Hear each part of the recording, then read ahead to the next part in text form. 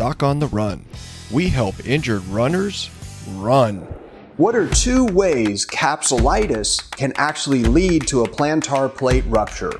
Well, that's what we're talking about today on the Doc on the Run podcast.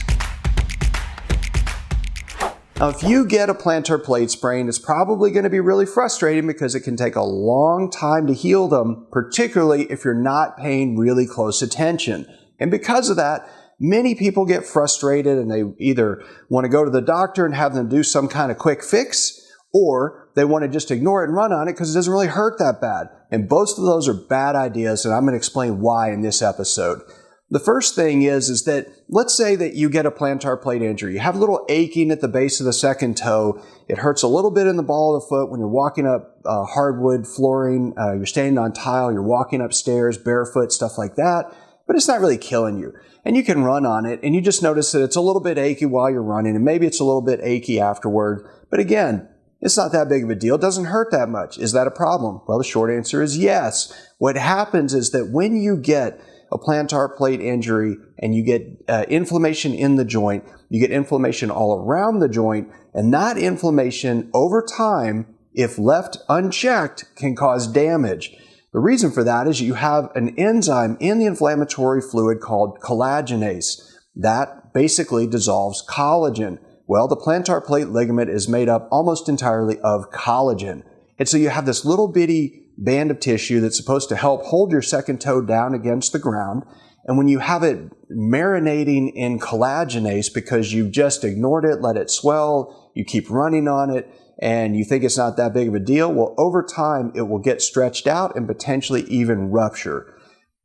That weakened, degenerated plantar plate ligament is going to stretch out and get weaker or rupture completely if you stretch it enough. And if you stress it enough, that could be from something simple. Maybe you don't really think it's getting any worse because it hasn't really hurt any worse, but then you're running on a trail and you step on a rock and you twist off a root or something like that, or you change direction on a driveway cutout, and suddenly you have a plantar plate rupture. That's a real problem. Now you have a toe that's going to be very unstable that might actually need surgery. A second way that the capsulitis or the inflammation in the joint around the base of the second toe can cause a plantar plate sprain is when you get frustrated and go to the doctor and you tell them you want a quick fix. You go in and you tell them it doesn't really hurt that much, but it's been nagging, it's been going on a while. They look at you, they push on the toe, they move the toe, they don't really think you have a rupture of the plantar plate ligament. They say, well, you probably just have some chronic capsulitis. So what do? Well, they say, well, we can inject it. We can inject some cortisone in there. That'll shut down all the inflammation. It'll stop it from swelling, and it'll fix your problem. You say, great, do that. They inject it. The swelling goes down. The pain goes away. And a few days later, you think, problem solved. Well, yes and no.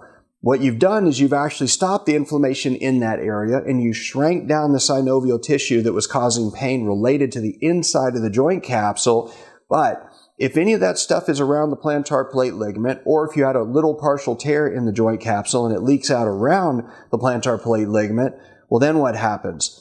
You get weakening of the collagen because of the cortisone injection, and then it can actually, well, number one, it doesn't hurt, so you go run more, and you're training harder, and you're probably trying to make up for lost time. And so when you do that, predictably, because you want your fitness back, well, you do something that stresses it too much, and then it ruptures. So it doesn't rupture from the workout per se, and it doesn't rupture from the injection per se. It ruptures from the combination of the two. So chronic inflammation can reduce the strength of the plantar plate ligament because of the enzymes that are in the inflammatory fluid, and cortisone can reduce the strength of the plantar plate ligament because we know that it can weaken collagen.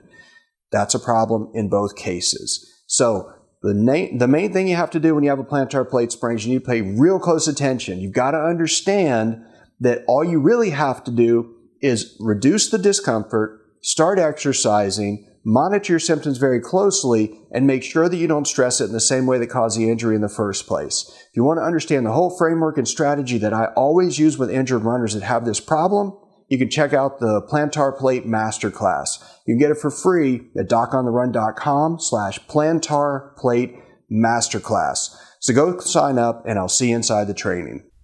Doc on the Run. We help injured runners run.